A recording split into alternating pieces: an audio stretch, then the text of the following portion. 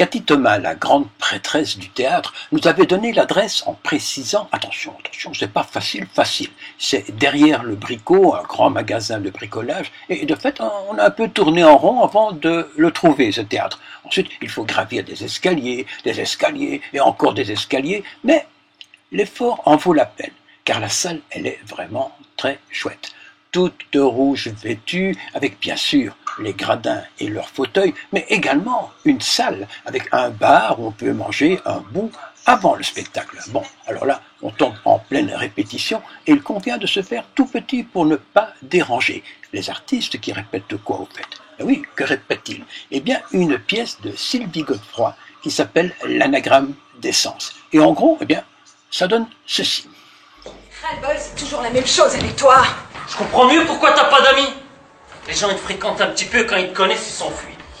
L'attaque est telle qu'il n'a pas remarqué mes cheveux blonds, mes ongles rougis, mon regard éclairé par le désir. Bonjour Anna. Bonjour Galet. Bon, qu'est-ce que t'as prévu dimanche, capitaine? Mais j'ai rien prévu du tout, mon petit marin. Tu sais bien que les dimanches sont exclusivement réservés aux enfants. Mademoiselle, mademoiselle, vous avez un sourire magnifique. Crois-moi, je sais ce que je dis. Tu m'as touché. Votre regard, il m'a fait boum boum dans le cœur. Et les amours, Anna? Drôle de question, ça. Êtes-vous Mathilda? Ce sera un café liégeois comme d'habitude? Oui, s'il vous plaît. Avec beaucoup de musette. Certainement, madame.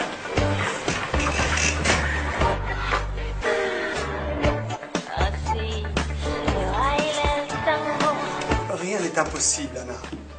Je me voulais sensuelle, charnelle, un peu coquine aussi. Je me voulais autre. On dirait une jeune fille s'apprête à faire le mur. J'ai plein de charme juvénile.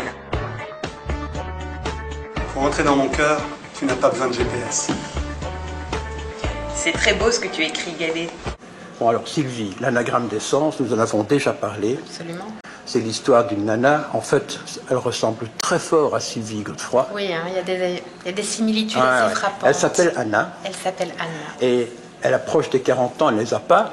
Elle les a pas encore. Non. Ouais, et elle commence à se poser des problèmes. C'est-à-dire les problèmes sont là, mais elle se pose les questions. Elle est seule. Elle est pas seule, elle vit avec un monsieur dont elle ne reconnaît plus les odeurs, les saveurs.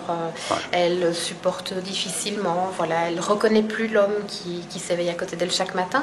Donc elle est en fin de vie de couple. En quelque part, c'est banal. Hein. Oui, absolument, c'est Madame Tout-le-Monde. Voilà. C'est Madame Tout-le-Monde dans un quotidien. J'ai écouté plusieurs des interviews que tu as données, parce qu'avant de te voir, tu me connais. Hein. Moi, je vérifie tout, j'analyse, j'étudie. Et j'ai vu une interview, mais qui m'a vraiment énervé. Ah oui? Oui. Dans laquelle tu expliquais que tu avais des problèmes avec ton physique. Oh, des problèmes. Oui, c'est ça en fait. Oui, c'est ça. On va dire ça comme ça. C'est-à-dire, oui. Alors ça m'a énervé parce que je me suis dit, elle nous prend pour des gamins. Que tu aies un problème pour ton physique avec des gosses de 15-16 ans, je peux le comprendre. À cet âge-là, on regarde d'abord les seins, les fesses, et bon, pas toujours, mais enfin. Pas toujours. Mais quand un adulte rencontre une femme, je crois que le charme est bien plus important que le physique. Oui, mais c'est au-delà de ça. Je termine. Oui. Du charme, tu en as. Oh, ça c'est gentil. En fait, c'est beaucoup plus simple et complexe à la fois. C'est-à-dire que le problème que je peux rencontrer avec Sylvie n'est pas un problème qui se pose dans le regard de l'autre, ni dans le regard de l'homme.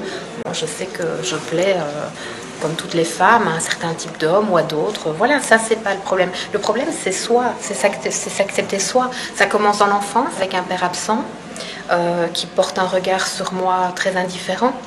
Et je pense que ma construction de femme s'est faite sur un terrain mouvant. Après, c'est difficile de poser sur soi un regard apaisé. Il m'a fallu le temps. Aujourd'hui, je peux dire que je porte un regard réconcilié. Ce roman, l'anagramme d'essence, on commence à en parler un petit peu. Hein, on le voit à gauche, à droite. Bon, c'est ton 5e. C'est le 5e. Mais il y en a tas d'autres qui traînent dans les tiroirs, que tu ne veux d'ailleurs plus publier. Que je ne publierai plus parce que j'ai beaucoup changé, j'ai beaucoup grandi, mûri dans l'écriture aussi. Bon, tu n'es pas encore, disons, tu n'es pas encore Nothomb. Non. Tu sors un roman. Je ne ferai jamais Nothomb.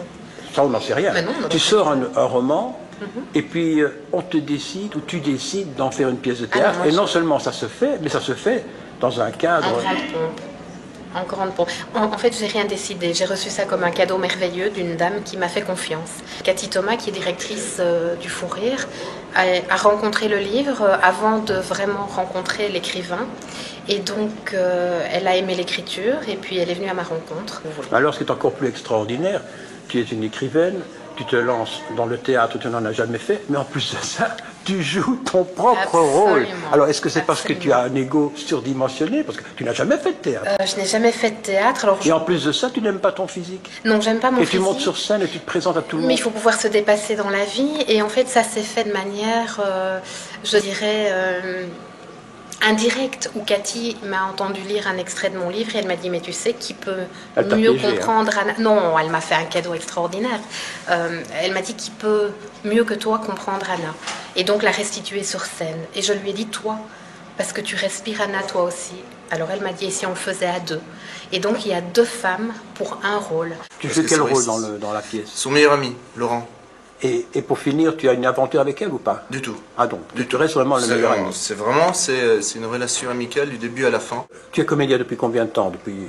Oh, ça fait pas si longtemps que ça. Je suis tombé dedans par hasard. Voilà. Parce que toi, tu es un comédien, c'est ton métier en quelque sorte. Et puis, il y a une grossesse qui s'amène, elle écrit un bouquin et elle prend le premier rôle. Elle n'a jamais joué. Oui, mais il faut la voir sur scène.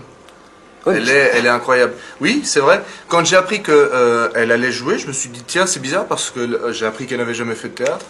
Et donc, je me demandais comment ça allait se passer et ce que ça allait donner. Et puis, je l'ai vu à la première répétition et j'ai été bluffé. Parce que c'est Anna, c'est vrai que c'est son histoire, mais la manière dont elle rend les choses sur scène, avec tellement d'émotion et d'intensité, elle est idéale pour ce rôle. Et elle nous transmet ça d'une manière tout à fait intense. Issam, toi tu es le mari d'Anna, dans la pièce. Bon, dans la vie, non? Elle veut pas. Elle veut pas. J'ai essayé. Moi, on m'a dit, pour réussir dans ce domaine, il faut coucher. Moi, je veux bien, mais les autres ne voulaient pas. Donc, ah oui, oui, problème. Du coup, c'était pas évident. Quoi. Ouais. Mais enfin, tu es le mari d'Anna et quelque part, elle en a marre. Je comprends pas pourquoi d'ailleurs. Je pense que Issam est ce que n'importe quelle femme rêverait d'avoir. Oui, mais dans le bouquin et dans la pièce, manifestement, elle trouve que c'est plus ça, quoi. C'est une femme aussi en même temps. Elles se rendent compte de la valeur des hommes qu'une fois qu'elles l'ont perdu, quoi. Réellement. Et dans cette pièce, qu'est-ce qui se passe? Elle s'en va. Toi, tu es catastrophé ou bien tu dis bon débarras? Disons que Issam aime beaucoup Anna, c'est sa femme, et pour lui, elle en fait des caisses pour rien. Ah oui. C'est-à-dire... il ne la comprend pas en fait. Non, il ne la comprend pas, il l'aime, c'est sa femme, mais il ne comprend pas pourquoi elle complique toujours tout et pourquoi... Et ce rôle, ça correspond à ta vie à toi ou bien... Pas du tout. Moi déjà à la base, par mes origines camerounaises, déjà j'ai... Camerounaises du Sud, hein? Du Sud, oui, bien sûr. Du Sud, parce que ceux du Nord sont un peu plus clairs, non? Voilà. Mais déjà via mes origines, donc non, pas du tout, je suis pas comme ça, mais j'ai rencontré, enfin j'ai pas rencontré, vous connaissez le site de rencontres libertins Facebook? Oui, je connais. Facebook, j'ai commencé à parler avec Sylvie Godefroy, on m'a envoyé un texte et je suis tombé sous le charme de son écriture. Voilà, je me suis dit, cette femme a une plume unique. À mon avis, elle doit consommer de la drogue ou d'autres substances illicites. Avec tes doigts en suivant la phrase ou tu sais lire normalement? Non, j'ai été à l'école 2 jours semaine pendant 8 ans. Donc tu sais quand même lire, quoi. Je sais lire, évidemment. Donc tu as compris ce voilà. Non, mais je suis vraiment tombé sous le charme. Non, pas amoureux. Non, sous le charme de son style. Des sentiments pour ça. De son style. Voilà. Mais en tout cas, voilà. Et je suis très heureux de faire partie de cette aventure. Je suis un mec préparé à tout. Mais Anna n'est pas tout. Je suis pas préparé à elle. Tu grandis, Anna, le voyage te fait du bien.